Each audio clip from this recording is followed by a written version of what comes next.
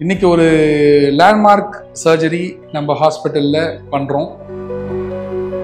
வயிற்றுக்குள்ள இருக்க நிறைய பகுதிகளில் அந்த நரிக்கட்டிகள் பரவி இருக்கு. ஒரு அட்வான்ஸ் சர்ஜரி. என் தங்கைக்கு வயிற்றுல புற்றுநோய், அதாவது அப்பண்டிஸ் ஆகி அது வெடிச்சு, அதனால தான் இப்போ ஆப்ரேஷன் பண்ண போயிருக்காங்க. நல்ல ஒரு வெற்றி கிடைக்கும், வெற்றியோடு என் தங்கை திரும்பி வர நம்பிக்கையில் நான் இருக்கிறேன். வணக்கம், நான் டாக்டர் சபரீஷன் ரங்கபாஷ்யம், பீவல் மருத்துவமனை பூந்தமல்லியிலிருந்து.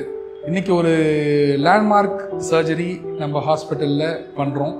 ஒரு பெருங்குடல் புற்றுநோயினால் பாதிப்பு ஏற்பட்டு அது ஒரு ஸ்டேஜ் 4 அட்வான்ஸ் கேன்சரில் மியூசினஸ் அடினோகார்சினோமா சொல்லுவாங்க. அந்த வகையான கேன்சர் பரவி வயிற்றுக்குள்ளே இருக்க நிறைய பகுதிகளில் அந்த நரிக்கட்டிகள் பரவி இருக்கு. ஸோ அந்த மாதிரி ஒரு காம்ப்ளெக்ஸான பேஷண்ட்டை நம்ம பூந்தமல்லி ஹாஸ்பிட்டலில் ஒரு சைட்டோரெடக்டிவ் சர்ஜரி அப்படின்னு சொல்லக்கூடிய ஒரு அட்வான்ஸ் சர்ஜரி, மல்டிப்புளாக நிறைய உறுப்புகள், நிறைய குடல் அறுவை சிகிச்சைகள்லாம் பண்ணி ஹைபெக் அப்படின்றக்கூடிய மாடர்ன் ஒரு அட்வான்ஸ் கீமோதெரப்பி ஒரு ப்ரொசீஜரையும் சேர்த்து இந்த பேஷண்ட்டுக்கு பண்ணுறோம்.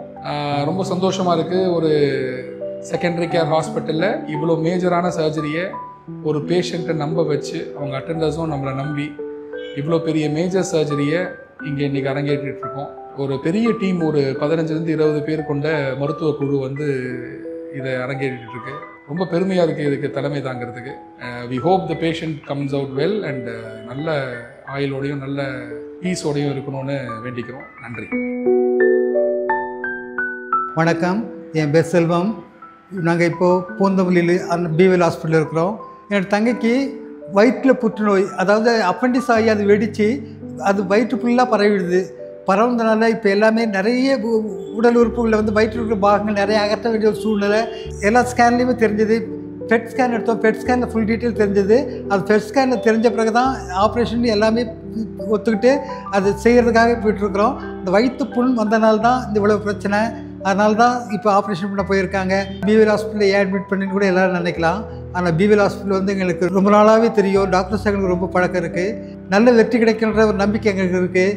ஏன்னா நாங்கள் கர்த்தருடைய பிள்ளைகள். எங்களுக்கு கடவுள் கைவிட மாட்டார். நிச்சயம் நல்ல ஒரு வெற்றி கிடைக்கும், வெற்றியோடு என் தங்கை திரும்பி வர நம்பிக்கையில் நான் இருக்கிறேன்.